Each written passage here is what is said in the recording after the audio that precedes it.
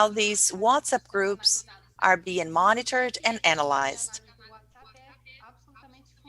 This analysis effort is crucial because in the academia, we don't have a lot of resources to be able to study WhatsApp groups for obvious privacy reasons and also access to the information on that platform. But we know that we need to find creative ways of making stringent analysis because most of this disinformation that is being spread through WhatsApp groups. That's a very important initiative that Rafael and other researchers in Brazil have made to include WhatsApp groups in their research on disinformation. Okay, Rafael, you are back. Great. Tá, deixa eu voltar a compartilhar minha apresentação. Share my screen again. Muito bem. Eu estava nesse gráfico aqui. I was explaining this chart to you. Não é? Comentando sobre.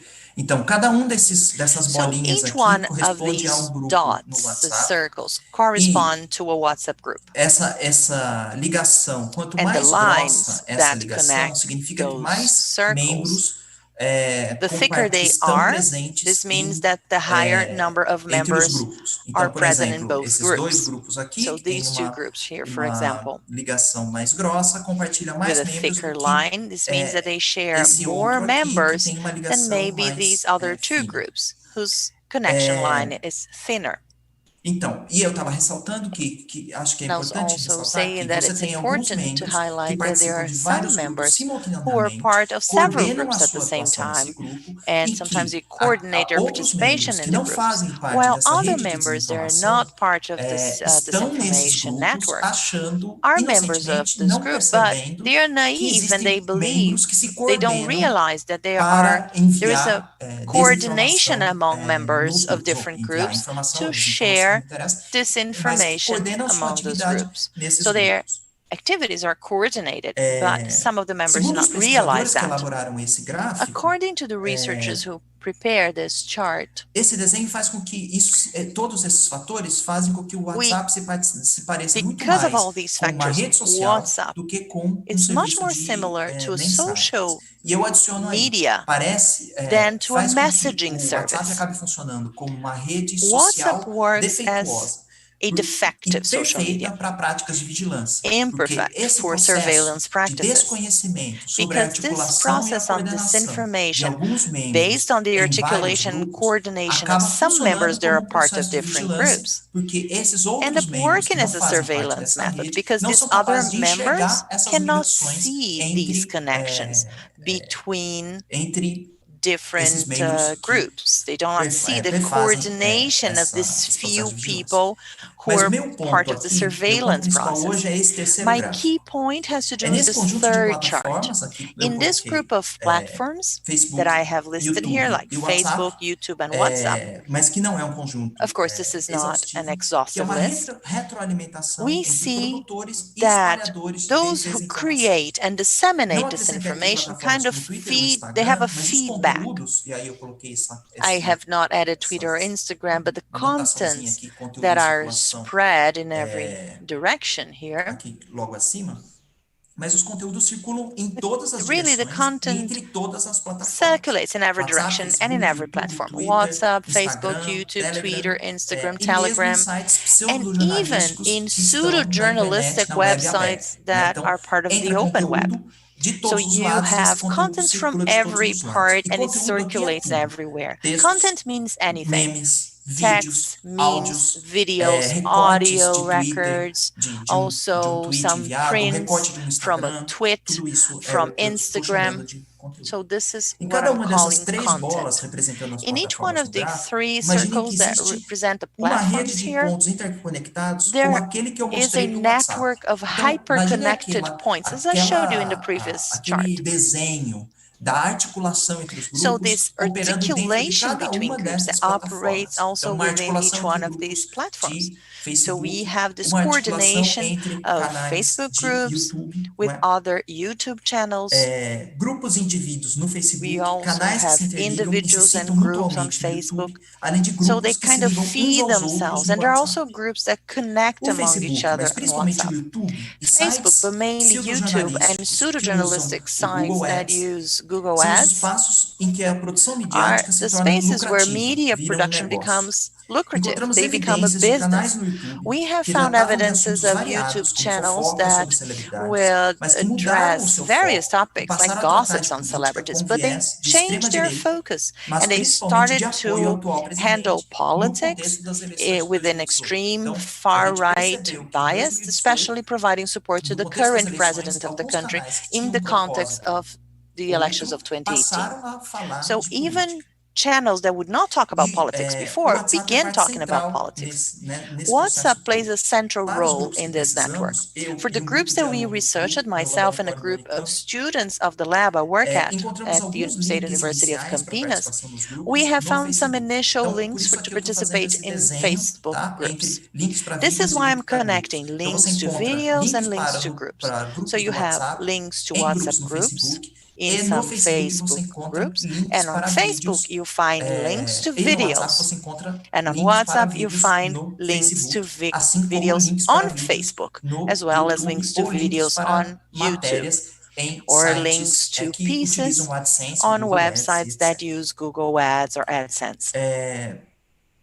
O WhatsApp é a chave porque é nele que se WhatsApp is distribui e se really the key impulsiona o because conteúdo que it's depois vai ter WhatsApp milhares de where visualizações no this YouTube content is e que vai distributed and ser leveraged, and realimentado pelo próprio it's going YouTube, to be que seen on YouTube promove os thousands of vídeos que times, estão se fed destacando. back on Então, YouTube ele because ganha uma YouTube atração inicial leverages videos that have nos the highest canais de number WhatsApp of views. e depois o próprio YouTube So acaba promovendo esses vídeos. it's spread on Encontramos WhatsApp canais and com conteúdo YouTube promotes this sensacionalista e a favor de um golpe militar, por exemplo, nationalist com mais content de 500 mil favorable to a military visualizações coup, for num example, espaço de with apenas over uma semana. 500,000 E são views in less than vídeos, às 1 vezes, week. muito pobres, na maioria das vezes, Sometimes those vídeos muito videos are pobres, com a mera poor. repetição It's de just a imagens estáticas, repetition of se static sobrepondo a uma images narração que vai se with arrastando a por narration several minutes. O que estamos encontrando na nossa pesquisa é uma What confluência de we have interesses. seen in our research Atores is com a interesse confluence político of na produção e interests. espalhamento de Players with certas political desinformações interest in the constituíram production poder and de also entregar uma dissemination alta of certain audiência disinformation para certos have the produtores. power of Esses delivering to a produtores, que high podemos imaginar que audience, já to a high tinham number uma of certa people, afinidade ideológica this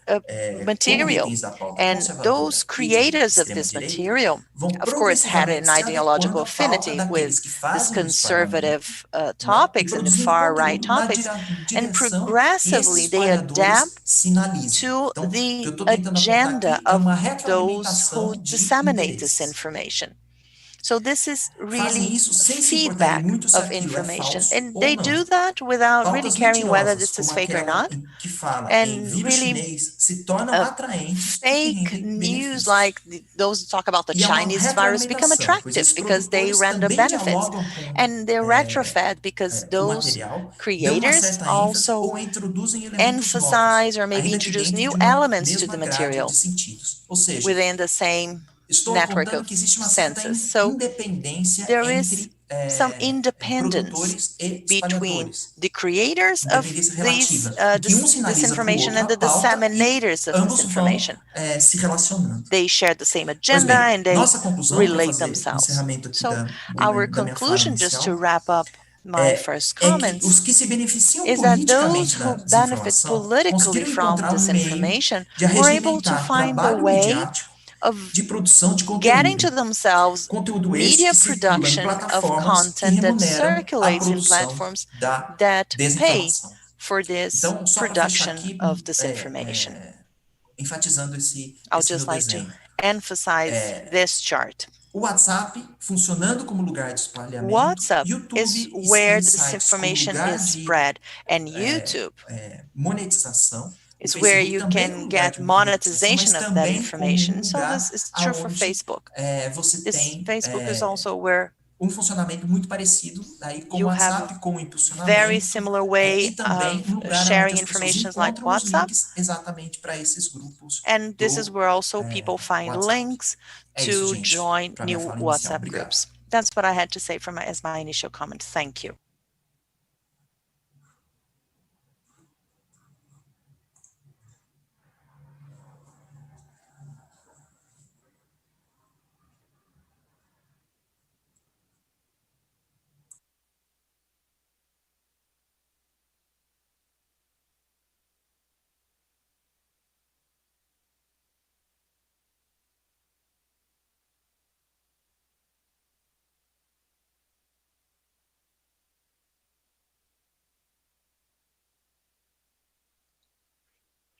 Thanks. Thank you for having me. It was nice to see some cross-platform research on this topic. We definitely need more of that. I tend to take a broader approach and look at influence operations, of which disinformation is one tactic. And by way of introduction, I'll speak more generally about that concept, provide a definition and a sense of what types of actors engage in influence operations and how they do that in the context of politics and an election. This draws from research that I'd started back in 2016 and earlier that looked mostly at political campaigns. It's been focused more on North America and Europe, but there has been some international work.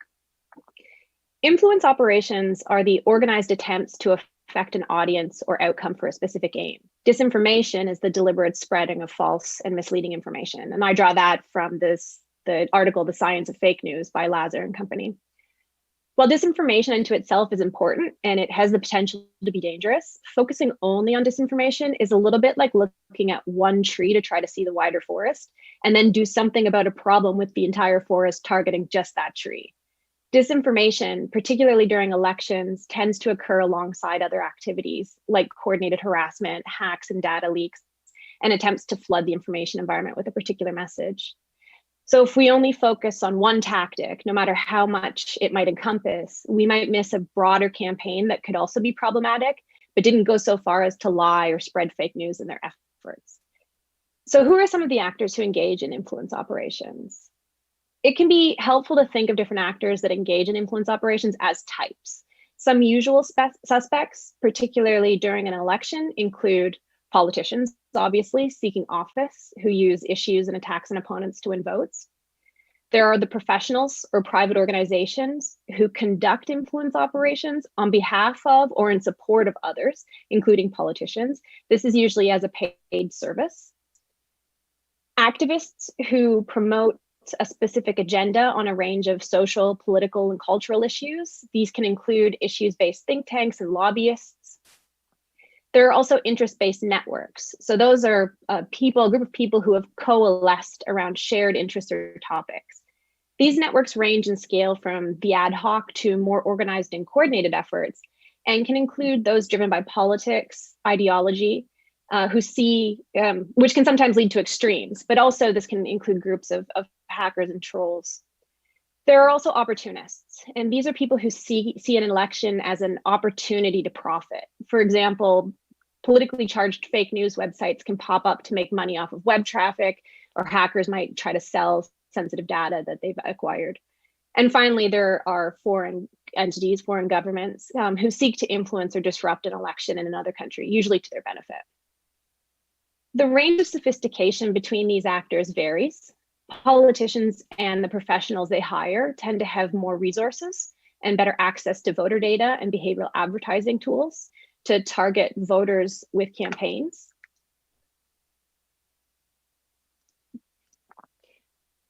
However, activist and interest-based networks can seem more credible to audiences. If they present themselves as an organic community, getting more authentic social media user engagement than the political campaigns they might support.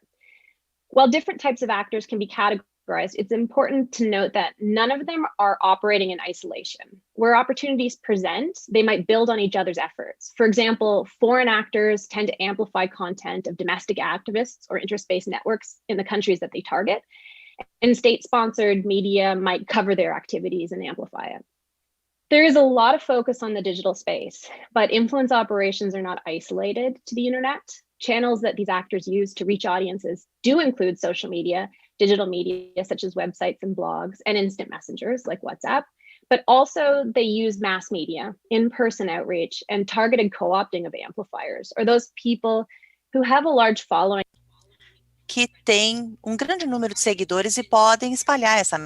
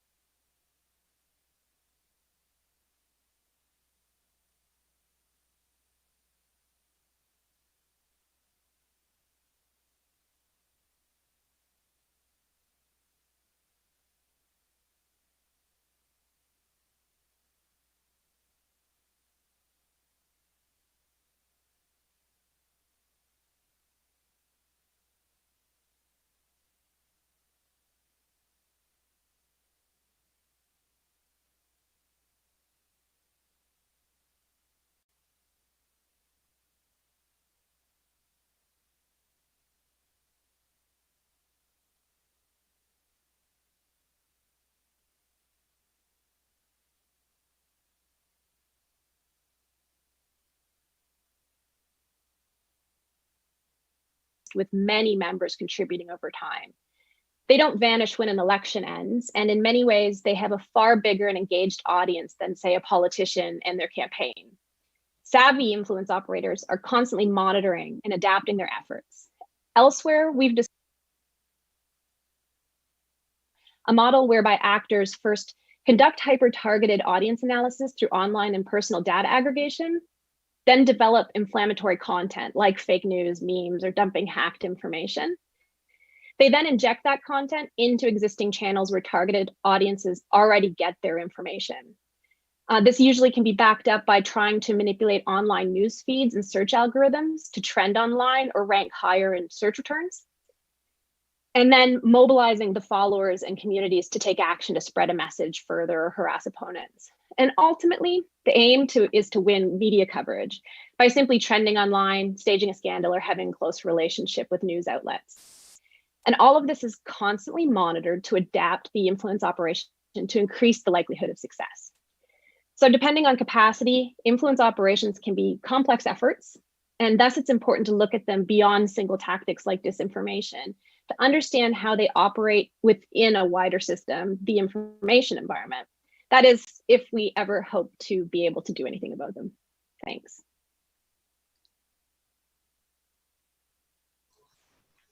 Thank you so much, Alicia. I find your approach inspiring. I think it is a key warning that and too narrow a focus on disinformation might lead us to miss other important things that are happening and that can have really important impacts on democracy. In our research group, we have been talking about a set of manipulation strategies, but I like your concept better. So we will now listen to Vivian Schiller from the Aspen Institute. Vivian, please.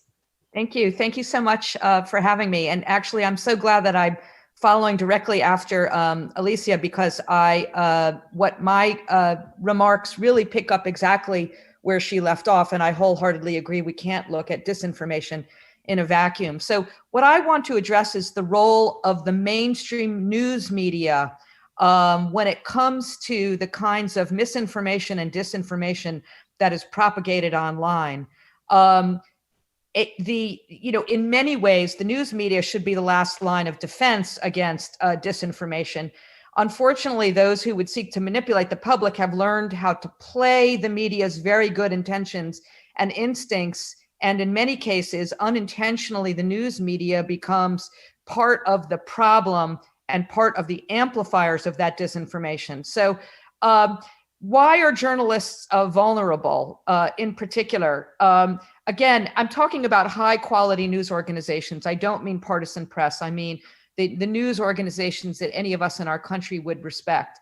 Most journalists, the instincts of journalists, and I know because I've been one for many decades, is when you encounter a falsehood is to immediately correct it by saying, this person said that the sky is pink, but I'm here to tell you that it is in fact blue. The problem is, in doing so, you repeat the misinformation and it gets implanted in someone's head. We're going to talk more about that in a second. The other instinct of journalists that has been, honed over centuries is to report on what other people say. That is, what many journalists consider to be their job. However, we're now in a world where sometimes heads of state, and I refer to both the head of state in the US and Brazil, often utter many falsehoods, what some sometimes call lies, and just reporting on what that individual said, again, can do a disservice. So the media manipulators understand this, and they've developed a strategy, and I'm going to borrow from Dana Boyd, who's an expert in this area, where she talks about the 3 ways that media manipulators create a perfect ecosystem for the news media, a trap for the news media.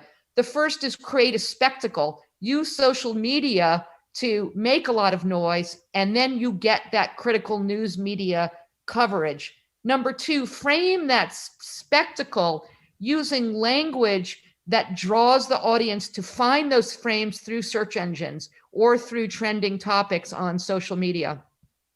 Third, become what she calls a digital martyr to help radicalize others. When the mainstream media might correct, then you can cry that my language is being suppressed, or fake news, or any number of other incendiary, inflammatory words against the media that are intended to undermine and bring others to your cause. So let's sort of dive into a few of the problem areas specifically. The first is headlines, or frankly, tweets. Many excellent news organizations have very thoughtful, full-blown stories, but they completely blow it when they use headlines or tweets that do not provide the context and end up inadvertently amplifying the lie. I'm going to give you 2 examples from just yesterday. The Washington Post sent out a tweet yesterday about what's happening in Belarus. This was the tweet: Belarus Lukashenko wins 6th term by landslide. Opposition ready for long-term protests. Well, it is that so-called landslide that is in dispute. And if you read the article, it's very thoughtful, and it explains that these protests are because the strong evidence that vote was manipulated. And yet, if you just look at that tweet, as many do, you will believe actually they are amplifying the lie about the landslide. Another example from the Associated Press, again, an excellent news organization. Last Friday, President Trump put out a number of executive orders that he was trying to persuade people would be of largesse on his part to overcome the Democratic Congress, who he felt was stonewalling. Unfortunately, those executive orders were not what they seemed. And yet the AP put out a tweet that read as follows. First of all caps, breaking. Bypassing Congress, President Trump defers payroll tax, extends unemployment benefits as negotiations on coronavirus package stall. That is exactly the message he was trying to intend. The AP did a great job of basically transcribing it. Unfortunately, if you get into the details, that's not true. So headlines and tweets are a big problem. The second big problem is the very well-intentioned desire by news organizations to appear to be unbiased. And as a result, you get, we experience what's called both sidisms. Now, it is good, sometimes there are both sides, but when one side is a lie and the other side is the truth, there is no obligation for a news organization. In fact, it is their obligation not to repeat the lie. So for example, the claims by many that hydroxychloroquine or drinking bleach can cure coronavirus. There is no need for news organizations, no matter who is uttering this, even a head of state, to repeat those lies, even if they then present the other side. They are thereby repeating those lies. The third strategy for news organizations is what academic Joan Donovan and again Dana Boyd called strategic silence and strategic amplification, which is, look, editorial decisions are not fixed in stone. It is not the job, or should not be the job, of journalists just to say everything that happens unnecessarily. A perfect example, this is not related to the current time, is the change in philosophy for news organizations to report on suicide. So it has been proven that reporting on deaths by suicide actually triggers more suicide. So there is a very important public service here not to do that reporting. The same is in the case with disinformation and misinformation. You do not need to report everything that happens. Journalists are there to responsibly inform the public. Another strategy is what George Lakoff called the truth sandwich. So a truth sandwich is a way, so part of the problem with reporting on misinformation is that by repeating it, you are implanting it in people's brains. George Lakoff is actually a cognitive scientist and linguist who studied how propaganda works. So he suggests, rather than just saying, Trump, hydroxychloroquine can cure the COVID-19, and then somewhere in the article show that this has been disproven, you create a truth sandwich, which means, so you imagine the bread is the truth and the meat or whatever is in your sandwich is the lie. So you start with the truth about that there are no known cures for coronavirus, viruses are in the works, et cetera, et cetera. Then you said, however, Trump, standing from at the podium, has falsely claimed that hydroxychloroquine has been proven to cure coronavirus. And then, so that's the lie is the meat. Then the other piece of bread is, however, scientists have shown that actually hydroxychloroquine not only cannot cure COVID-19, but actually can be dangerous to ingest. The fifth thing I want to mention is the dangers around terminology. So one thing that propagandists have learned very cleverly is to come up with catchphrases that they inject into the national dialogue that actually harm the public's understanding. The classic example is fake news. The term fake news itself is a problem. It doesn't mean anything. It's too vague. The president and now leaders all over the world, autocrats all over the world, are using the term fake news. It has been picked up by the press, and it has been being used to undermine legitimate media. Another example is, sorry, I keep using examples from Trump, but he gives us so many useful examples, is the term China virus. Whenever you hear him speak, he only refers to it as the China virus. This is not an accident. It gets into the mainstream media. So news organizations need to be careful about not using those phrases. The sixth thing is press conferences. When you are speaking with those that would provide false information, whether they are, world leaders or so-called experts who actually are not, who are set on providing falsehoods from the podium. It's important. There's a raging debate happening now in the United States media, for example, about Trump's so-called press conferences. They are wrapped up. They are called briefings on COVID-19, but in fact, he spends as much time slamming his opponent. We're obviously coming up on an important election. And so the raging debate is, should news organizations take those lives? Or should they be reporting on them after the fact? There is no sort of accepted, many experts are saying, don't take them live, just if there's any news, report on it afterwards. Others believe that this is the president of the United States. Of course, you need to take it live. It's really problematic. And again, those that would choose to manipulate the public have latched onto those. The last thing I want to mention is that it is critically important for news media to understand the kinds of dynamics that the two previous speakers have been alluding to about these information campaigns. On the one hand, you don't want to repeat falsehoods. On the other hand, it's important to know what people are seeing. And as I wrap up, the last thing I want to mention is that it is really important. The media is being discredited all over the world by those that would choose the public not know the truth. And it is important for news organizations to speak up for themselves and educate the public on what is quality news and information. So that's all I've got. Thank you very much.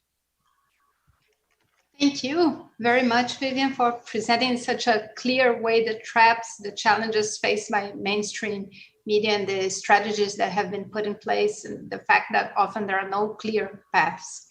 We will continue to discuss this issue with our fourth panelist, Patricia Campos Melo, whom as I mentioned before, she's a reporter from the Folha de São Paulo, one of the main newspapers in Brazil. Patricia, please. Obrigada. Muito obrigada, professora Marisa von Bülow, ao Comitê Gestor da Internet, à Escola de Governança da Internet no Brasil, e aos meus colegas do painel, Rafael Evangelista, Alicia Wanless, Vivian Schiller e Aline Osório. Campanhas de desinformação, ou melhor até, como a Alicia disse, mais ampla, campanhas de influência, se tornaram parte essencial da estratégia de comunicação. The influence campaign, they became a very important campaign, and they have two main aspects. On one hand, they have a hate machine which disseminate disinformation campaigns. Conversely, they have a strategy where they do not believe the critical voices.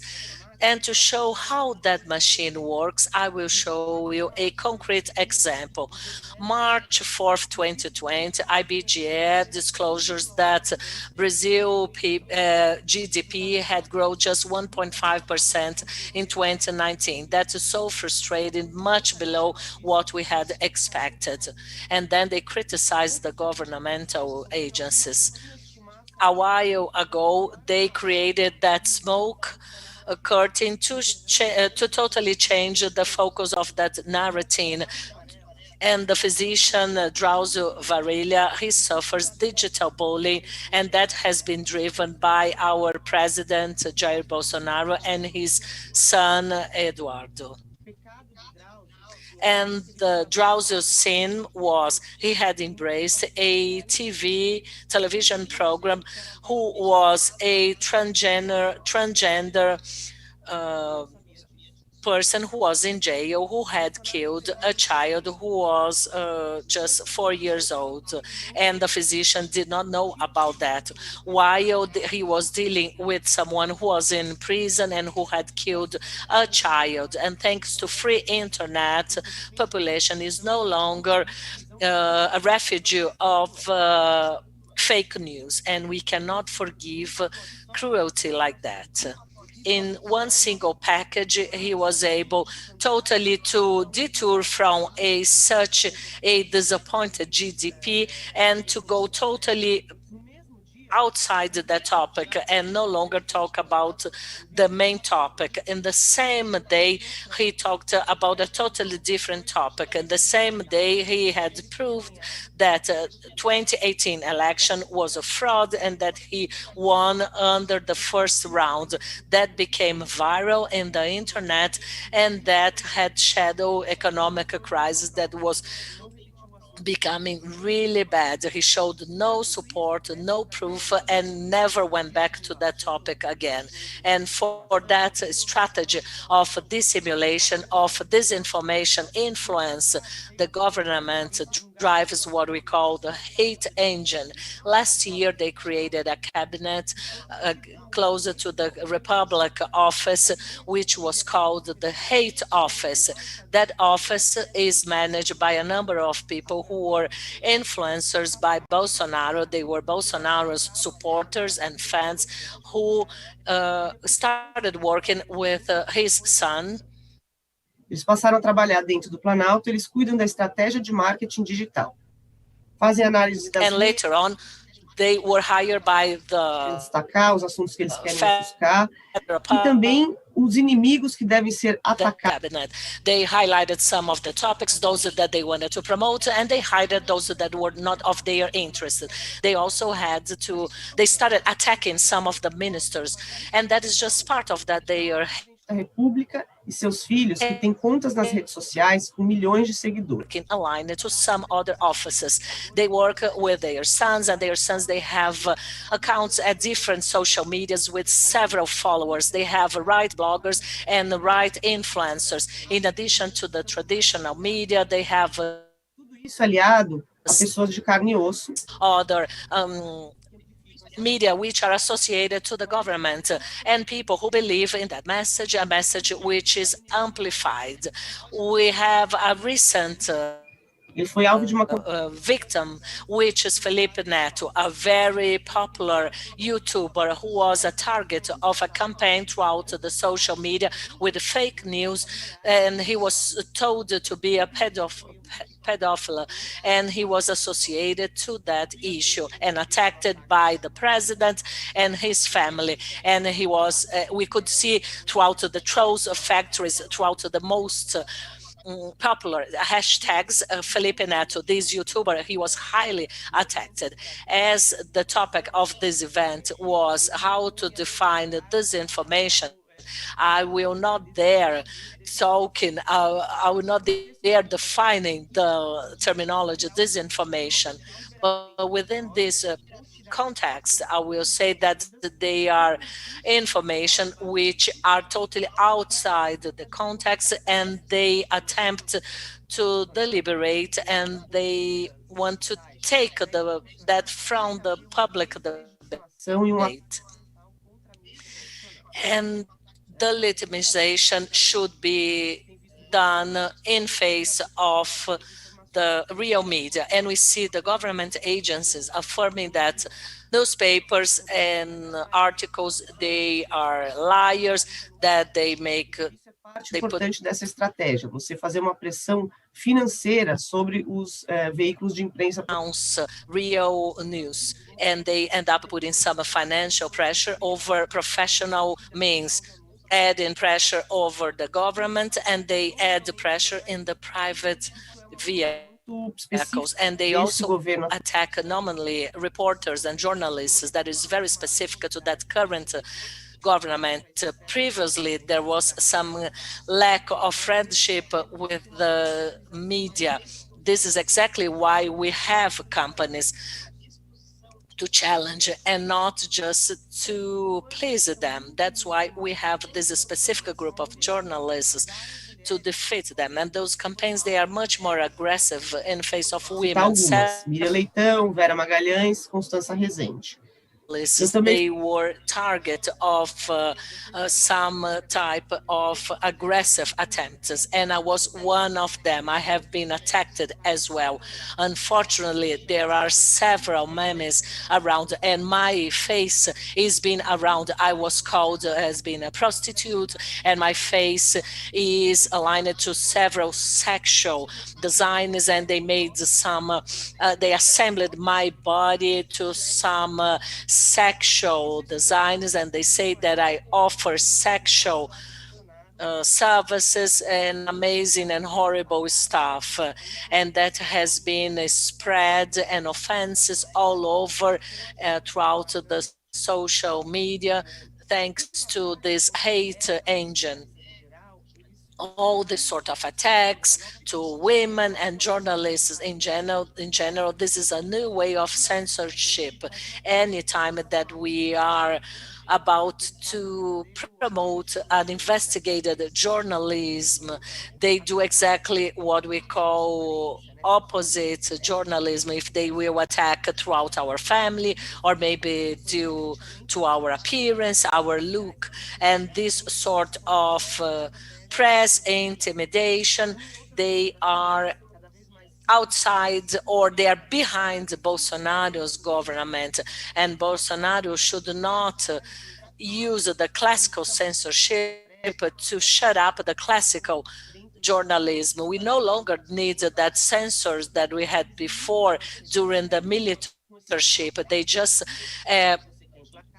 replenish the media with those alternative facts, with negative news, and they perform intimidation campaigns and the opposite legislation, not just online, but also in the virtual world.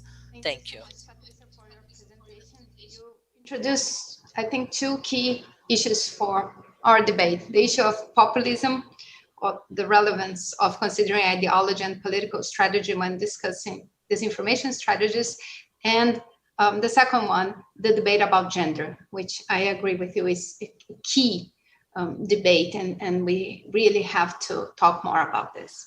So now we turn to our last panelist, Aline Osorio, whom I mentioned before, is the Secretary General of the Presidency of Brazil's Superior Electoral Court. Please, Aline. Bom dia a todos. Antes de iniciar a apresentação. Good morning, everyone. Before starting my presentation, I'd like to say that I'm very pleased and honored to share this panel with Alissa Wenles, Rafael Evangelista, Patricia Campos Mello, Vivian Schiller, and I would like to thank Nick for the invitation. I would just like to make a disclaimer on my participation. Although today I'm the General Secretary of the Superior Electoral Court, I am here as a professor, so my consideration should not be interpreted as a position from the Superior Electoral Court. On the topic of disinformation today, as it was mentioned in the beginning, we are not fighting just an epidemic. We are fighting against an infodemia, as mentioned by the General Director of WHO. Indeed, not only now, but during the pandemic, we are going through this type of information pandemic, and specifically of disinformation or fraudulent misinformation. What has been most often used as a term is fake news, which is not a good term. It has been appropriated by public officials as to qualify information they disagree with. And this topic is contradictory in itself. Something to be considered news should be a true fact. So fake news could not claim to be news. So when we think about the definition of this term, fake news, which was the challenge we were posed with, not everything could be fake news. There are some honest mistakes from journalists or sensationalist news or something you just disagree with. So it's important to clarify what is this phenomenon we are talking about. This is intentional manufacturing of fake information. Fake information has always existed. We have yellow journalism, tabloids. So this misinformation has always been used in politics to be detrimental to your open opponents. So as to the definition of this term fake news, there is the fraudulent component. This is an artificially manufactured news. There's another component, which is the potential of concrete damage, not only related to individual rights, but also that affect democratic institutions. And there's a third element to it that we should maybe look into more carefully, which is this coordinated fashion or business related fashion. And recently, this has to do with the mass dissemination of information. So what allows this new aspect of these fake news? There is the democratization of content production, the demand for shorter content or maybe made available in easier ways, the fact that information is available in several places, and individuals are not only consumers of information, but also producers of information at very low cost. Even the way that people gather information has changed. Overall, in Brazil, people get information through WhatsApp, through memes without any source, and they rely on news they don't know where they came from. And there is this false idea that we could transform everyone in fact checkers. Of course, we should i- in, believe in media education, but not everyone can get to true news and maybe will check every information they get on WhatsApp. These industrial networks of production and dissemination of fraudulent news, what we have called an unauthentic coordinated behavior, serves multiple interests. They have been used as a political strategy. This ecosystem increases the vulnerability of democratic countries, this disinformation that is spread in an industrial scale.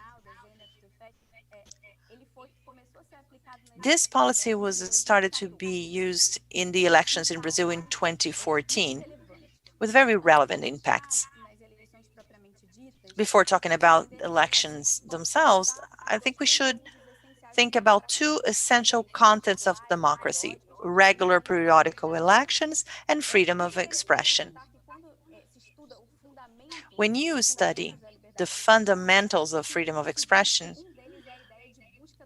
one of them is the pursuit of truth, the fact that free discussion will be an instrument to pursue truth. Milton was a major advocate of that. So this was updated to a free market of ideas. This was updated by Oliver Wendell Holmes. When we think about this free market of ideas, we see that truth, not necessarily, well, truth does not even exist as a concept, but the best arguments sometimes don't even come from this market of ideas. So fake news and disinformation could be seen as a market failure. This is an asymmetry between the producer and the consumer of a fake news, and an ecosystem that would not necessarily enhance or make that news a winner. In a world of bias of confirmation and bubbles, it is easier to believe in fake news. In this context, I would like to share with you the experience in Brazil in the elections of 2014. We started regulating internet first by forbidding any paid advertising. Then there was the regulation related to elections, where these ads were very limited. What is clear today is that these disinformation networks involve very high costs. There are people working in a coordinated fashion in those networks. And there's a very high number of SIM cards, mass distribution of fake news. So it involves relevant costs when it involves elections. What happened in 2018? The Electoral Court believed that they could win the wars again, the war against fake news, and that disinformation would be just focused on candidates' dispute in their race. But the electoral court and the electronic voting system were targets of this disinformation network. So there was an adulterated video showing that the electronic voting ballot would suggest a given number of a candidate, or that will cancel a vote from another candidate. So this fake news just set the grounds to reduce the legitimacy of results with a very high destructive potential for democracy. So you undermine the electoral process.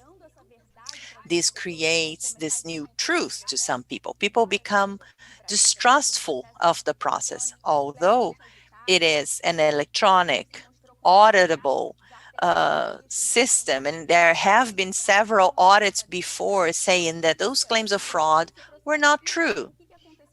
But still, what happened in 2018? The electoral court suffered these attacks, but did not have enough technology structure, which is very expensive, and resources they didn't have to defend themselves.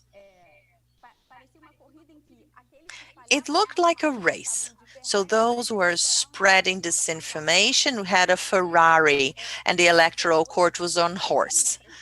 So we try to disseminate true information, but even the robot of electoral court was taken down by WhatsApp. So the electoral court institution was not able to reach our electors in this industrial scale. The electoral court has an administrative branch that organizes elections and the jurisdiction part that has to do with the results. And in this jurisdictional branch, there's nothing much we can do. First, because the electoral court just acts based on provocation. So this information needs to get to electoral court so that it can make a decision on, for example, to eliminate a content from social media. I think that what is going to be more useful to fight disinformation is not looking at the content itself. Because when you focus on the content, we are failing to focus on this major engine that goes behind it. So you should have administrative actions by establishing a network. Actually, two things that we need to do. Professor Ronaldo Lemos says that when you just think about removing the content, like the electoral court does, we are just fighting the leaves and not the roots of the problem. So the roots of the problem involve the mechanisms, those machines. How can we reach them? Well, based on the funding systems. That's what we are trying to do in Brazil, follow the money, understanding how this money is getting to those places, and identifying these coordinated actions. That's what I had to share with you, and I hope I can talk a little bit more about the strategies that are being used by the electoral court during the Q&A session. Thank you very much, Aline. Your experience with the elections in 2018 in Brazil is very important, and your learnings as you were sharing with us. This is crucial not only to Brazil, but also to other cases across the world. Now we will start a second round of specific questions. So we will have the participation of our panelists. They will have specific questions asked to them. So Rafael, there is a question for you, and here is your question. What is the relationship between the logic of accumulation of economy and the logic of disinformation? Just making a relationship between Marisa, could you? Minha conexão cortou. I'm sorry, I'm having connection problems. I didn't hear your question, so I'm repeating. What is the relationship between the attention economic accumulation logic and the events of disinformation? Obrigado. Bom, é ótima essa pergunta, porque eu acho que me dá a It was a oportunidade great de question falar um pouco because it gives me the opportunity sobre a terceira perna to aí desse talk tripé do about this ecossistema third da element desinformação. of this Porque eu falei ecosystem um of pouco sobre disinformation. espalhadores, não I é? Que são talked esses about atores com those interesse who are the político e etc., que disseminators of também fazem disinformation produção, with a mas que, political bias nesse meu esquema de interpretação, eu in the way estou that I olhando para o interpret papel that. deles como alguém They have the que é role capaz de of impulsionar someone who conteúdos. can leverage content. Falei um pouco sobre os I've produtores, also não é? Esses talked about atores the que creators compatibilizam of seus this content, interesses so their interests com are aligned. o horizonte, a I'm produção de sorry, his sound material is que depois breaking. vai render lucro imediato para eles. So they Eu will acho que falta get profit from um it, terceiro componente, mesmo but que there's a são as third element to plataformas it, que tem se pautado the platforms. na The economia platforms da informação, depend on the information sobre economy. dois pontos complementares que são importantes, They que base é themselves capturar into o máximo possível a complementary atenção das points pessoas, to capture people's attention porque as é much as they esse can. tempo de tela, é o tempo The olhando screen para os time, the time that dispositivos, people que faz spend com que looking at the você possa contents in vender those depois o olhar platforms dessas so that they can pessoas sell para os anunciantes, things né? Você there. And then entrega also aí, there's the perspective of those who are gente, minha placing the conexão está ads. funcionando? Tá. Me Can deu a you hear impressão que me deu uma well? engasgada. Rafael is asking. Yes, it's chopping, but why don't Tá you bom, just close your video? Maybe the connection is going to be better. Isso. Então, eu estava comentando sobre So I was talking as about plataformas, não é? Que platforms agora desenvolveram um and the role modelo de they play. negócio que They developed a funciona business model capturando a atenção, that não works é? by Um capturing modelo que é people's muito attention. semelhante a que a It's a imprensa model that is very tradicional já similar to tinha, não é? what A traditional media had. televisão também capturava a atenção das pessoas TV para vender had the same comerciais, os jornais também fazem way of isso, né? Na working, verdade, newspapers did os that too. jornais fazem um sanduíche também, não é? De Actually, matérias com propaganda. newspapers make a Mas sandwich tem between outro content and elemento ads. que There aparece is nas another plataformas, element que that is são also part os of the dados, né? Que platforms as aspect, which plataformas has to do with agora data. praticam o que tem sido conhecido como capitalismo de vigilância, essa Platforms economia da practice vigilância, today né? what O is quanto known as você surveillance puder mais economy or capturar de surveillance metadados capitalism. So the dos more they seus can usuários, capture of mais você metadata from their conhece os seus users, usuários the e more melhor you você know consegue about your entregar users and the anúncios para better you ele can e deliver melhor ads to você them. consegue elaborar relatórios de And the better inteligência you can sobre o público. provide intelligence reports on that audience.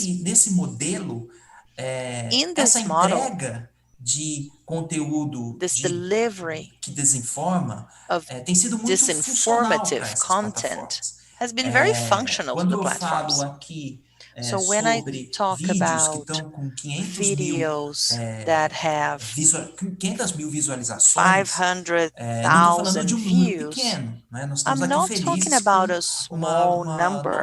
nosso público que deve ter We are 200 happy with pessoas. our audience of Essas maybe pessoas estão 200 falando people no prazo today. de uma semana para 500 mil pessoas. And Isso acontece the other porque videos we você were tem talking um about impulsionamento reached 500,000 people in a week. feito So por esses atores políticos, mas que those também é political capaz de players surfar num have impulsionamento this que o role and they algoritmo can faz de conteúdos they can que benefit from this estão leverage of news. They can se benefit from leveraging destacando, content não é? that Então, is trendy. esses 500 mil pares de olhos Those que são entregues 500,000 people who watch those videos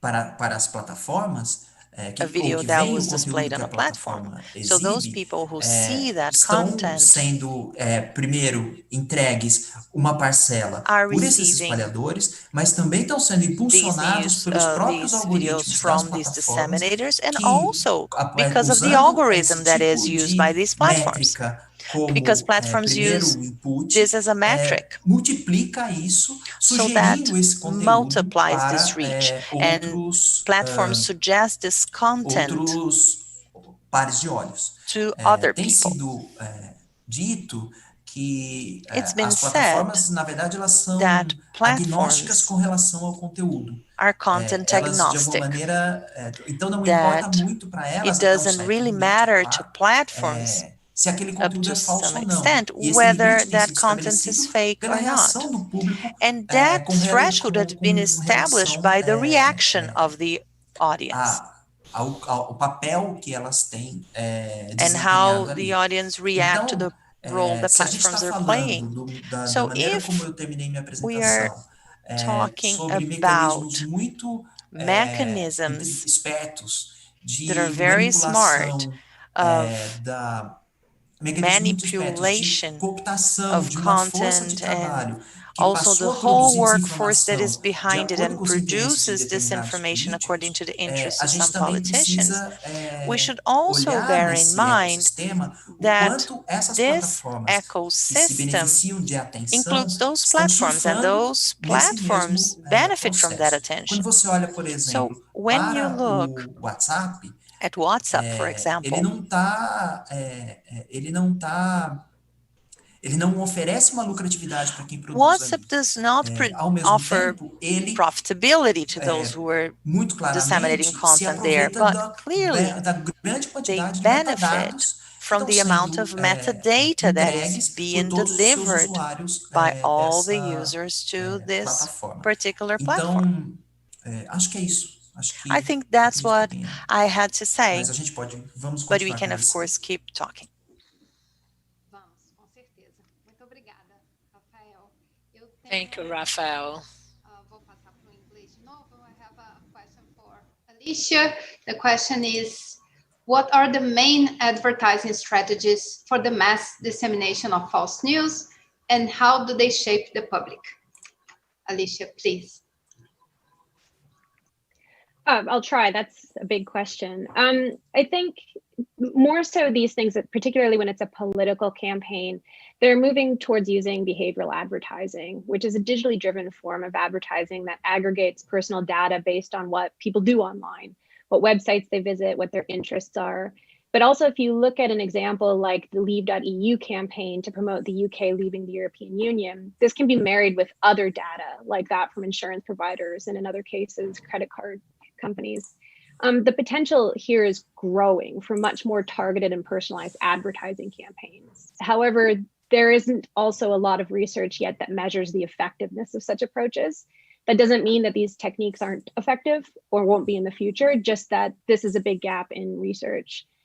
This type of targeted advertising, though, is usually coupled with more organic approaches, tapping into what seems to be, at least, community-based groups, particularly those organized around social media platforms and particular interests. But disentangling these campaigns is very challenging, especially if you're not actually running them.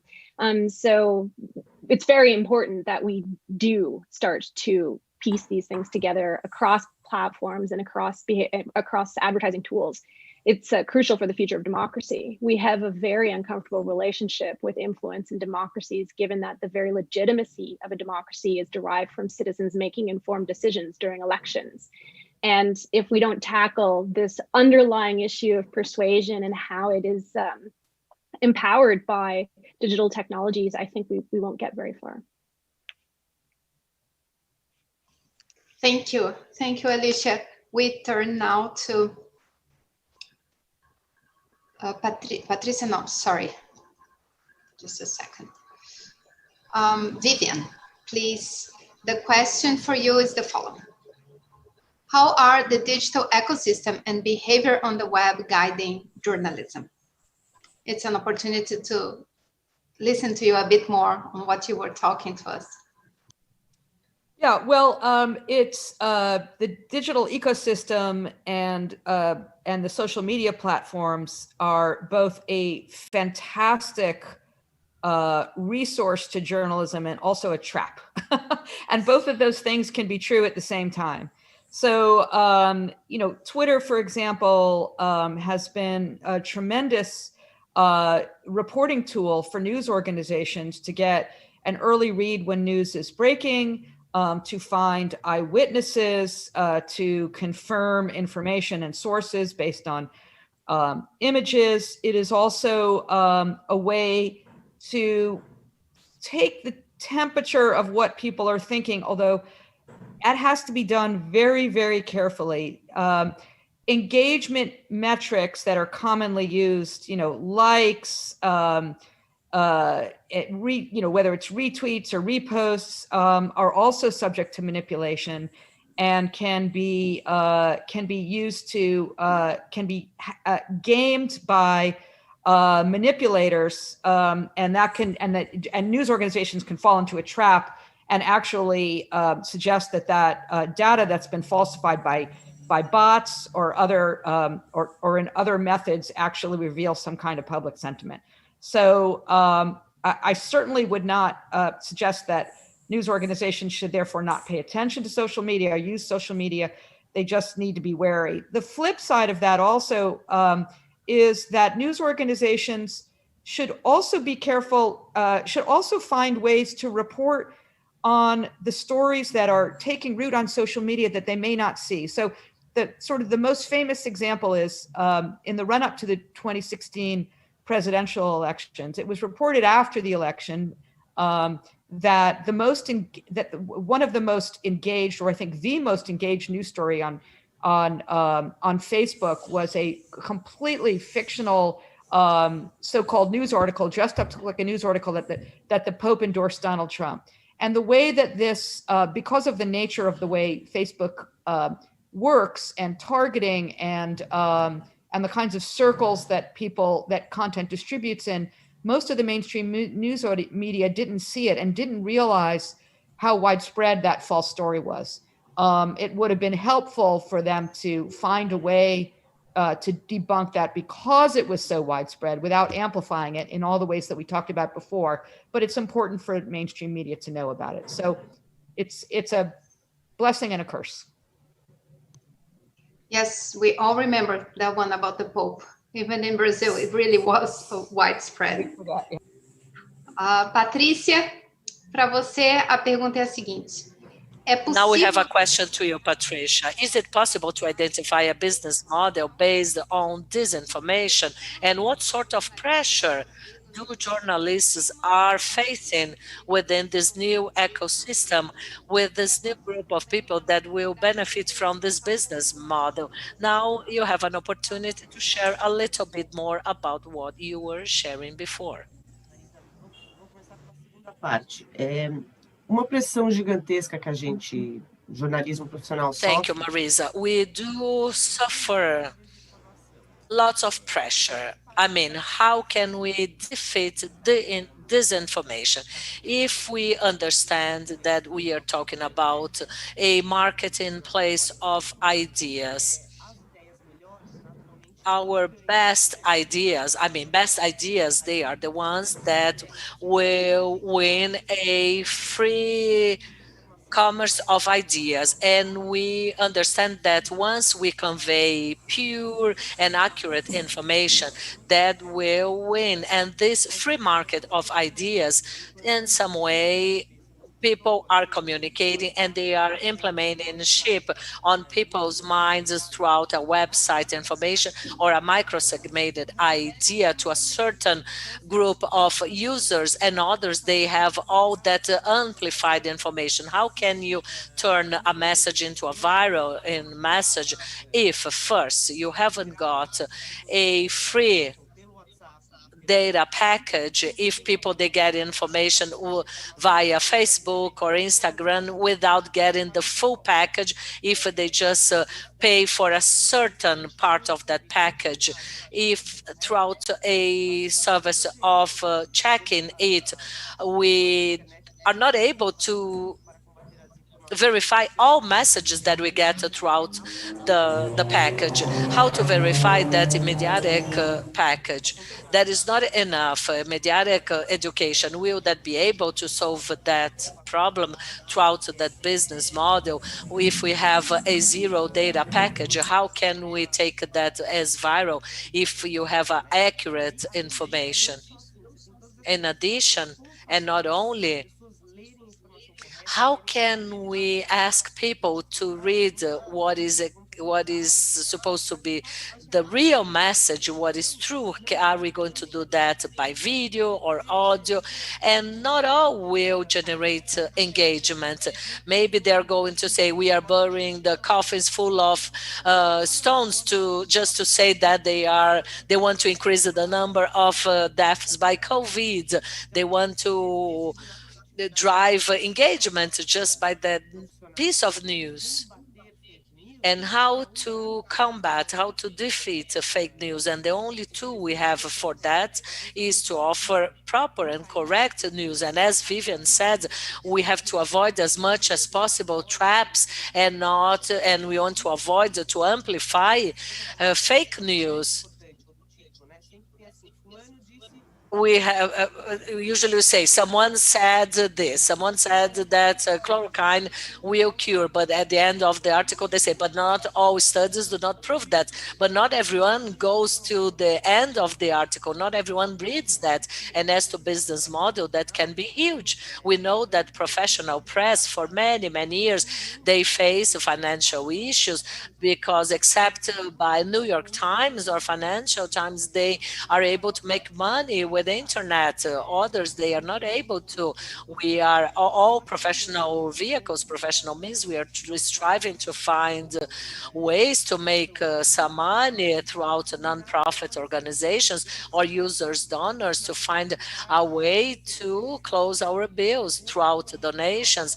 And now with the COVID-19, the situation is much worse. We have digital subscriptions. They had increased, but they are much cheaper. And to whom are we defeating? Now we have to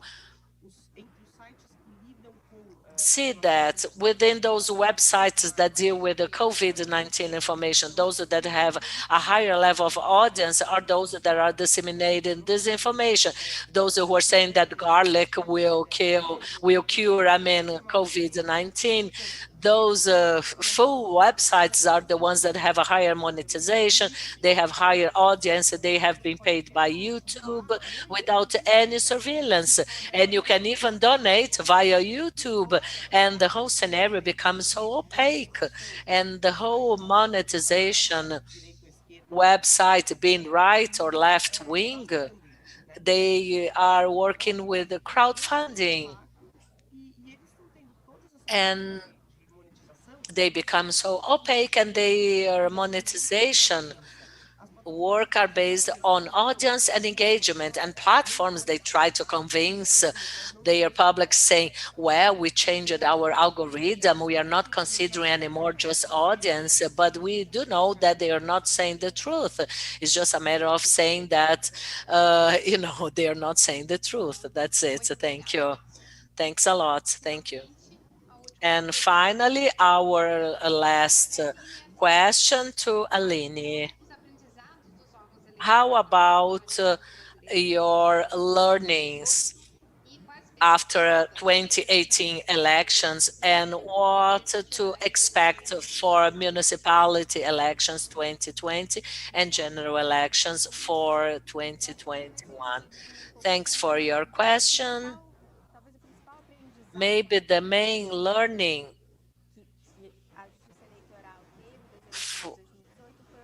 for, we got from past election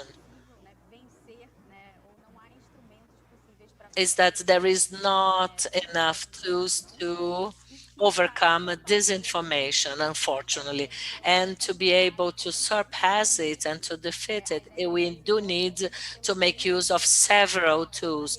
Some would say that just by removing content, or if we go throughout legal or judicial means, we'll be able to succeed, but that's not effective at all. That will lead to inequalities, as the legal platform will not be able to cover everything that is taking place in the web.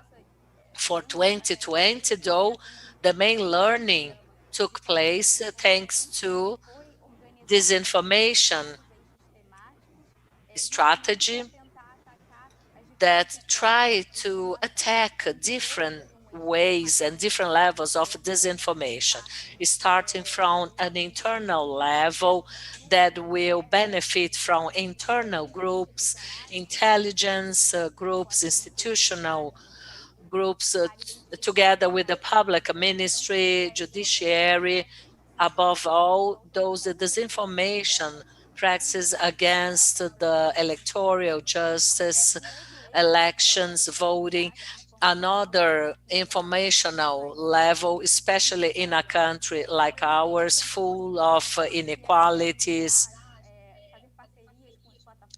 And also, thanks to some partnership with platforms, allocate intelligence, and some court labs that maybe could verify information and lack of information. And there is a very important example from the Electoral Institute of Mexico, where they have some agencies where they checked information about 2018 elections in Mexico. And this program in Brazil tries somehow to replicate such a structure where they try to join several traditional and institutional media to convey that information. And there is another pillar for that, which is a legal organizational acts which will regulate electoral advertisement, not hiring the spread of content or the dissemination of content. And the last pillar of that, which would be to enhance the technological resources, where electoral justice will, via bots, make use of different tools to their disposal. The main home take message from our past election is that our structure should be multi-sectorial, comprehensive, with the multi-players, multi-stakeholders, and we are still somehow dealing with contents, but we have to go much deeper into that sense. And as I said before, we have to go after money, we have to identify agencies, and maybe to raise elements where the population would go after what is supposed to be real news. And now we are after zero rating also for the court. For those who haven't got internet access, people will be able also to access real information during elections. Thank you for your answer, Lini. Now, we are going to move to the third part of this event, questions from the audience. So while you were speaking, there were several questions that was sent through YouTube channel in the chat box. I'm going to read some of these questions so that we can go through a first round of questions, and if there's enough time, we can even get a second round. There are two questions related to the legal framework. There is this discussion in Brazil related to the law of fake news. So maybe Aline can talk about that, and so whether there is risk against freedom of speech. That question could be answered by Aline and Rafael. The second question is specific about the law of fake news, whether this could lead to a step back, whether this could be a threat to our rights and freedom of speech, or if it is indeed a solution to fight disinformation in Brazil. There are other questions related to how we can fight disinformation. One of them says, how can we fight disinformation when the focus of disinformation is to reduce the credit of the researchers or sectors that work for the truthfulness of information? There is another question saying, could a solution for that adding technology education in the first years of school and even high school, could that help fight fake news in the networks? And there's another question still related to overall questions. Are we living in the oligarchy era? Let me also read some directed questions, questions that were specifically asked to specific speakers. There are 2 questions to Alicia. She's going to read them in English. 2 questions specifically for you. One is, considering this background of intelligence operations, which Alicia Wanless presented, how does she see the intensification of these operations in electoral processes and the stability of the institutions of liberal democracy? Does she identify the existence of this risk? And the second question is, would it be possible to think of information operations that protect or strengthen democracy? 2 very good questions. Patrícia, você tem uma... So there is a question also to Patricia, saying you also followed up other elections, such as the elections in India in 2019. So the question is, do you identify this type of engine in the case of India? And if so, what are the similarities or differences when compared to the Brazilian case? Also, very good question. We know that WhatsApp was also very important in India. And to Vivian, she's going to read it in English to you. The first one is, how should the media report hate attacks organized on online forums, such as the El Paso and Christchurch shootings, considering that journalists should avoid amplifying this type of crimes and messages, but at the same time, they have to report it? And the second question is, how should the media report hate attacks organized on online forums? I think it's the same one with a slightly different phrasing, but it's the same question about the challenges of media reports of hate attacks. Okay, Rafael, can you begin again, please? Posso sim. Bom, obrigado pelas perguntas. Thank you for the questions. Sobre a lei das fake news, eu acho que ela tem até tem pontos positivos, mas ela tem pontos negativos, porque ela nasce, eu acho que com um problema que é de tentar implementar algum tipo de punitivismo. E eu acho que ela nasce um pouco, ela mesma, curiosamente, ironicamente, nasce, eu acho que desinformada sobre esse ecossistema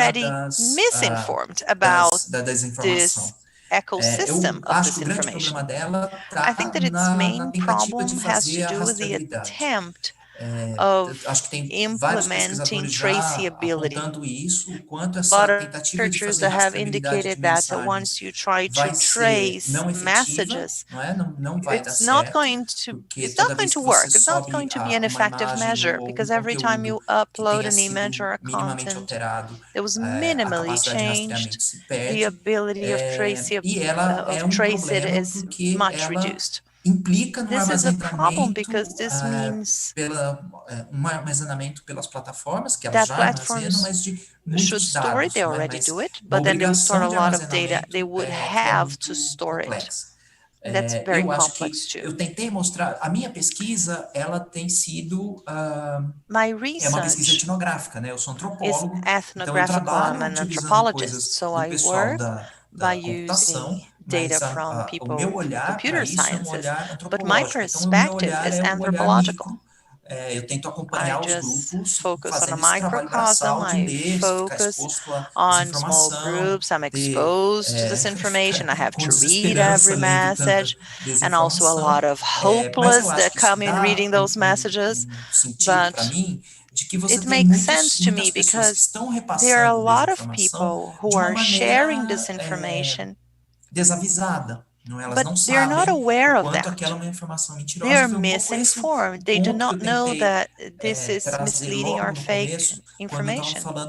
That's what I wanted to say when I was initially talking about how people prefer to believe in something we know that is a lie instead of believing in something that is true, but maybe harder truth. So maybe believing in miraculous treatments. That is partially explained why this is shared. And it involves everyone in a process of data collection and traceability, and I think that's complicated too. There's one positive aspect about this law that is crucial to fight disinformation. I use this metaphor of an ecosystem, which is a biological metaphor, but maybe we should think about mechanical metaphors as well. A lei tem nos seus mecanismos que instituem transparência para as plataformas, uma coisa que se aproxima da gente conseguir entender melhor o que é o motor da desinformação. We might be able to understand better what is the engine of disinformation, what makes information go round or circulate. Eu acho que uma maneira que a gente tem nesse momento I think that what we can do right now is to try os mecanismos de recompensa financeira financial reward mechanisms as clearly as possible, as well as the algorithmic leveraging system, not just the regular business models, the platforms are paid for that, but how can platforms leverage that information just to capture people's attention? So if we can get more transparency on this process and more transparency on how those channels are being paid and what kind of views those channels are getting, and also how people were reaching that content. The more we have information on that, the better, because 70% of the content on YouTube is related to the recommendations made by YouTube. So the algorithmic leverage plays a very important role. If the law determines more transparency mechanisms, which could even be bolder than the ones already there, I think that we will have a positive effect, not only to anthropologists like myself, but also to computer science and other researchers, because what we've been doing is reverse engineering. When I show this research that I've done with the Federal University of Minas Gerais, what they're doing is just reverse engineering on content distribution in WhatsApp, just to understand how this information is spread. So those transparency mechanisms could reduce these obstacles, and we could better understand the engines behind this information. Thank you, Rafael. Alicia?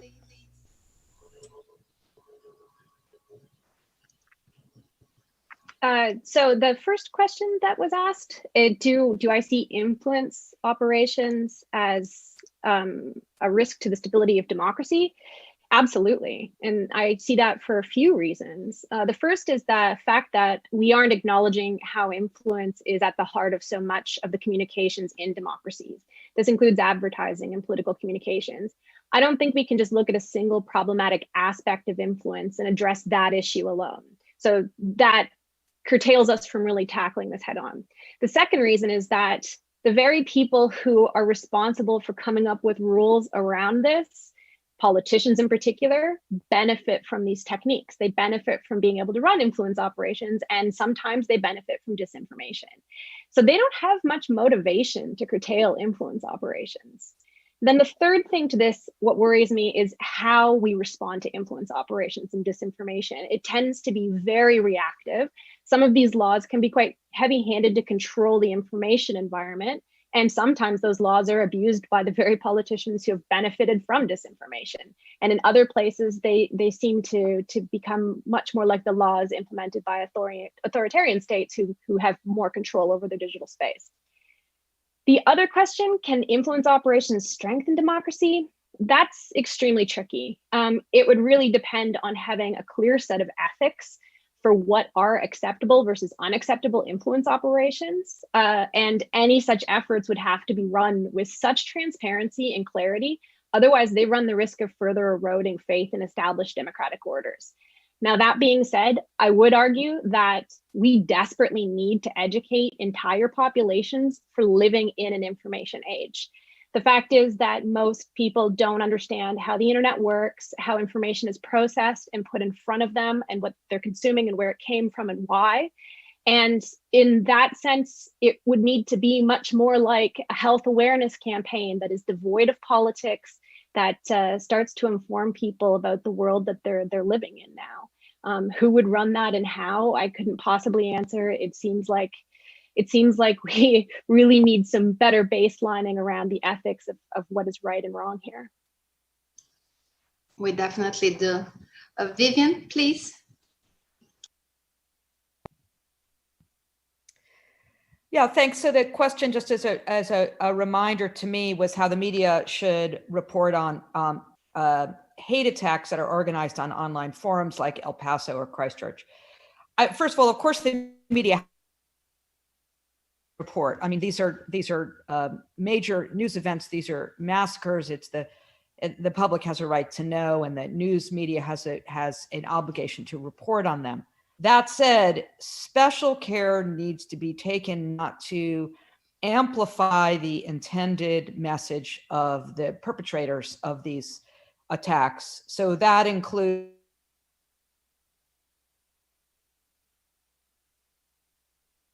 now will not name the alleged attackers or the organizations that they are from. They will not, great care needs to be taken in terms of reporting on the political motivations of the attackers. You can't ignore it entirely, but you don't want to be inadvertently posting links to a manifesto that then gives oxygen to, these heinous or hateful views of these attackers. You don't want to inspire copycats.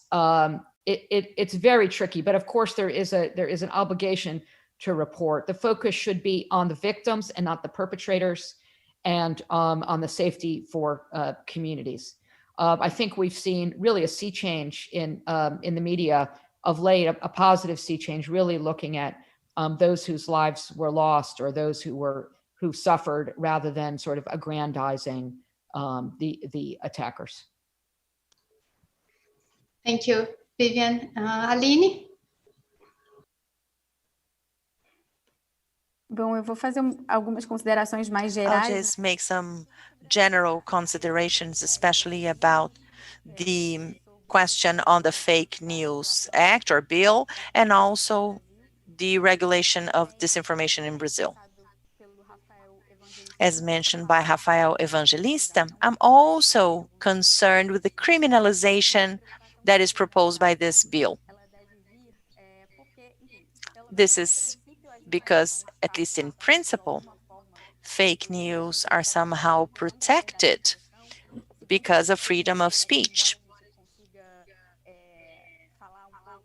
Although we can say in few cases in some cases it's clear what's fake and what's not, but in some cases there are questions whether censorship would be an undue interference in a political debate. We should not have this chilling effect in a political debate.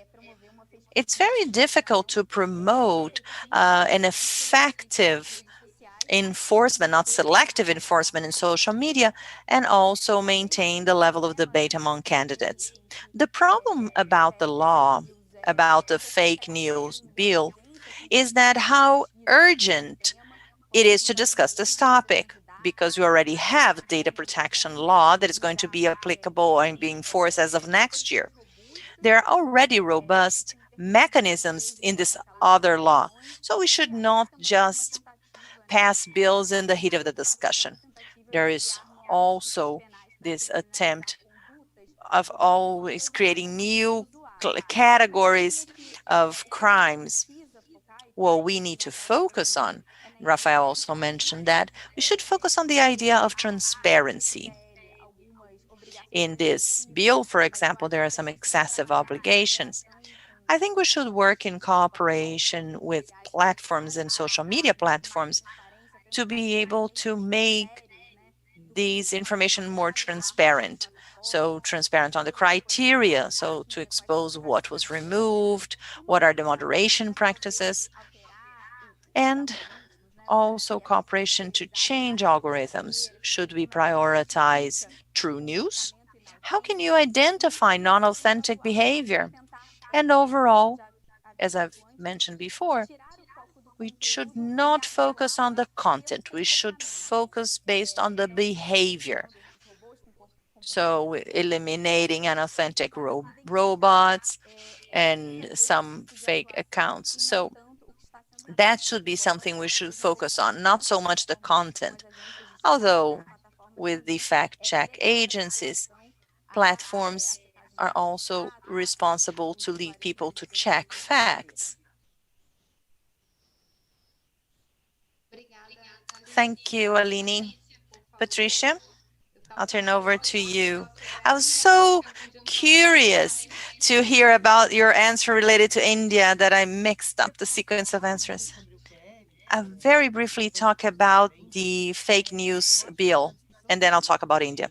The discussion of this bill in Brazil related to fake news is a binary discussion because on one hand, you have internet platforms, Bolsonaro supporters, and part of the civil society basically claiming that any type of regulation will be a violation of our rights of privacy or freedom of speech in a very non-flexible position. So not offering any alternative, but just putting everything together and saying, no, any type of regulation is bad because of initiatives like boycotting advertisers or bypassing the bill. On the other hand, we also have people who support the bill and saying if you implemented these laws, you would criminalize your aunt who's spreading fake news, journalists, and also violate privacy, such as, especially when you think about traceability in WhatsApp. I don't know what the solution is. A fake news bill in Brazil has to involve WhatsApp because WhatsApp is the largest disinformation platform. But I don't know how to deal with that. I don't know how to approach it. And I'm concerned with this like the suggestion of collecting data massively on WhatsApp. But you should also include mechanisms to follow the money, to understand who is funding this type of network. Professional funding and not making users to be criminals. Now let's talk about India. Yes, I've been covering disinformation, and since 2014, actually, in the general elections of India, then Trump in 2016, then Bolsonaro 2018, and India again in 2019. And the minister was already a pioneer in the use of social media back in 2014. They had a lot of followers and there were a lot of groups. India is the largest WhatsApp market with about 400 million users. There was a severe cases of lynching cases in 2018 that made WhatsApp to limit the number of messages you can send to people or forward to, and also limitation on the use of data of people. In India, you used to collect data from social programs and use that to microsegment messages to potential electors using WhatsApp. So data privacy and the use of this data for segmentation was a much bigger problem than it is in Brazil. And it was something appalling because not through legal ways, they can get people's electricity bills. And with the electricity bills, they can also segment the population through income levels to send different types of messages. There was something that also started in India, is already in the US and is coming to Brazil, which is an app for some politicians in India. Right before the elections in 2017, there was some sort of like a social program, an income program to families that would provide subsidized cell phones. And that cell phone already had a pre-installed app. It's called Namo. This app would take data from their users.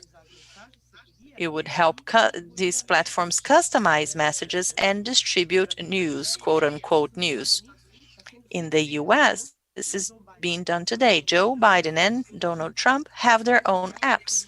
That's the ideal way of eliminating any filters because you don't even have platforms to label your message. You're in direct contact with your supporter. In the case of Trump, among the permissions you give when you download these apps, one of the permissions is of geolocation.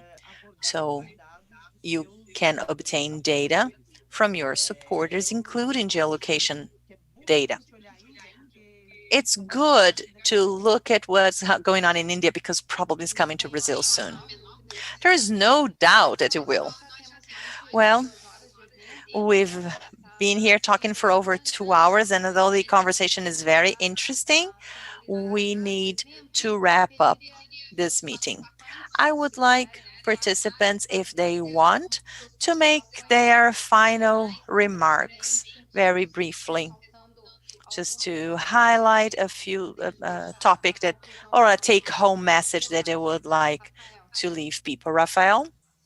Obrigado, Marisa. Queria agradecer a todos Thank you, o Marisa. convite, I'd agradecer like o to convite, thank you agradecer all for the os outros membros invitation. da mesa I also like to thank pela my conversa muito dear boa hoje. colleagues Eu só for queria, this eu acho que um tema que eu falei muito pouco e eu não falei, e debate. que surgiu e que eu I queria deixar haven't uma talked contribuição, much eu acho que é a about questão a da educação topic which I midiática haven't e mentioned educação today, which tecnológica. is the mediatic Eu acho education que and essas são coisas technological education. importantes, These mas are eu acho very que elas só podem ser entendidas como but they can complementares. just be Elas não podem understood as ser a razão complementary. final de They qualquer should not sistema be de the combate à final desinformação, reason porque for isso significa defeat jogar para as pessoas a disinformation. That should be responsabilidade, a way uma to throw responsabilidade que to elas people a liability realisticamente that não they têm realistic could not capacidade cope de suprir, with. não é, de enfrentar.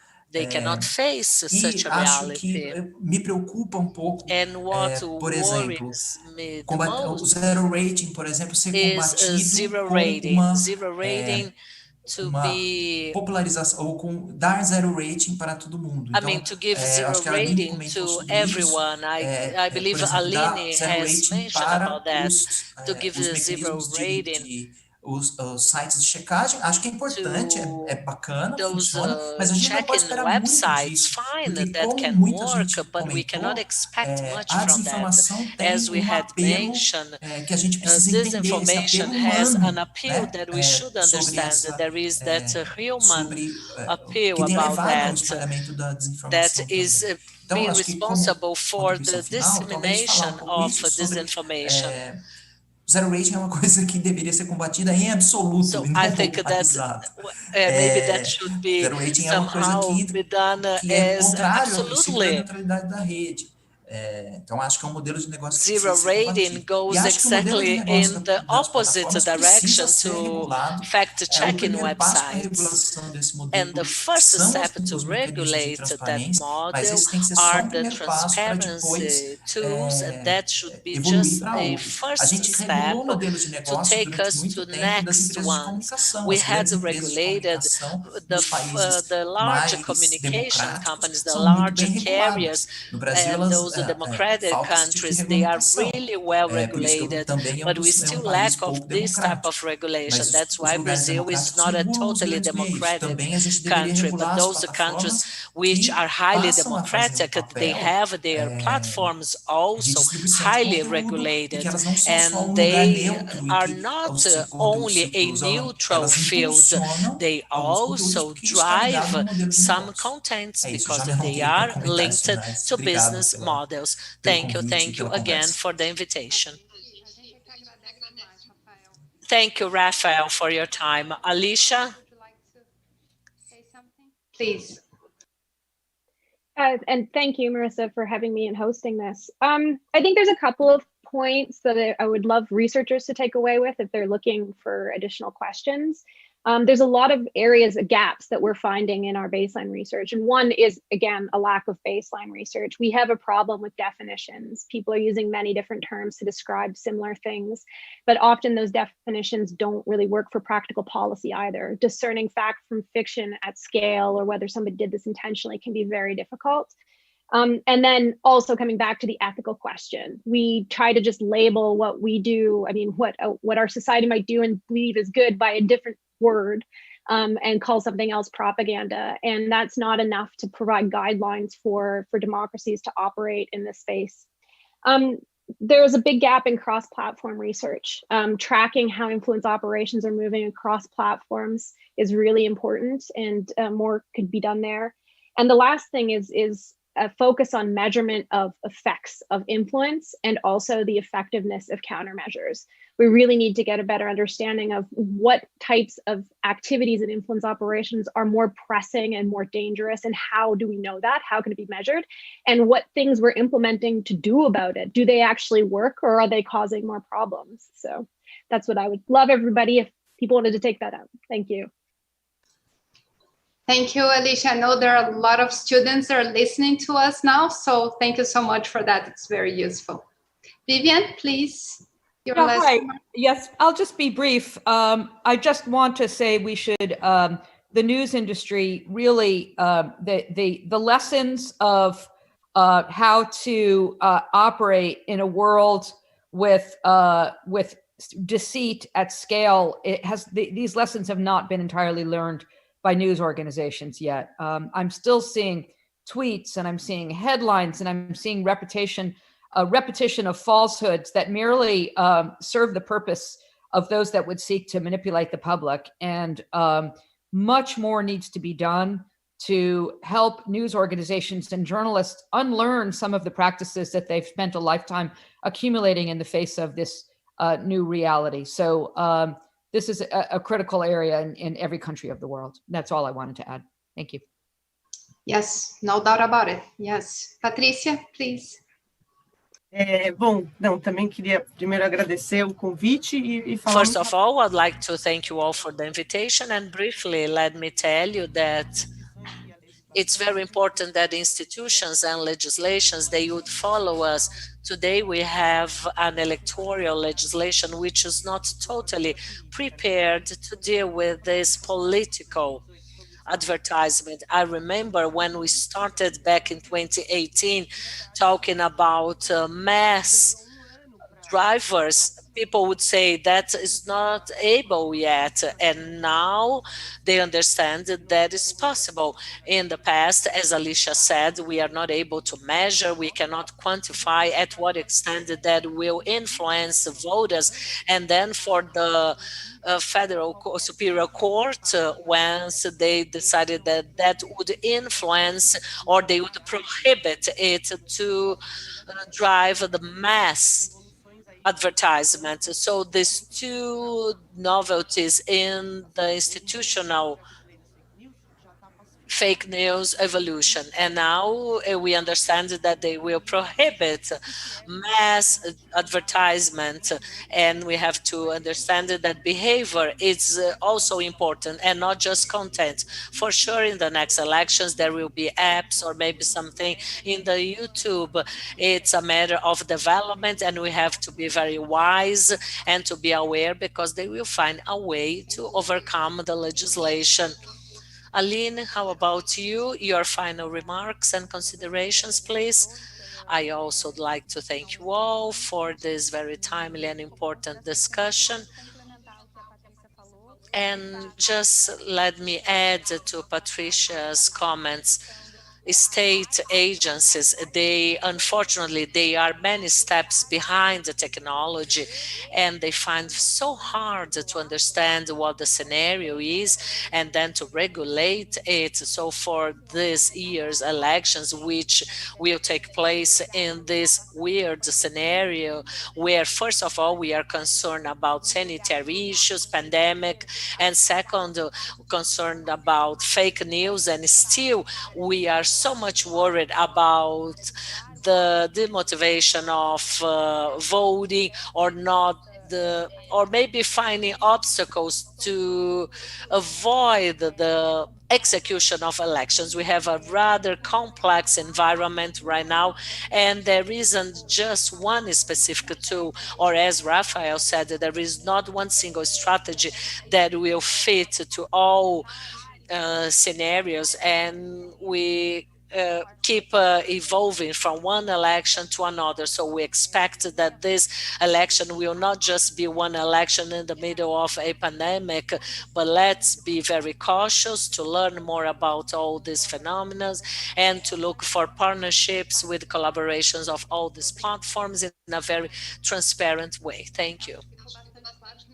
So I guess it's very clear that we haven't got one single strategy or solution, but after this panel, it's much clearer what challenges we have ahead and what questions we have to ask from academic perspective and from institution perspective as well.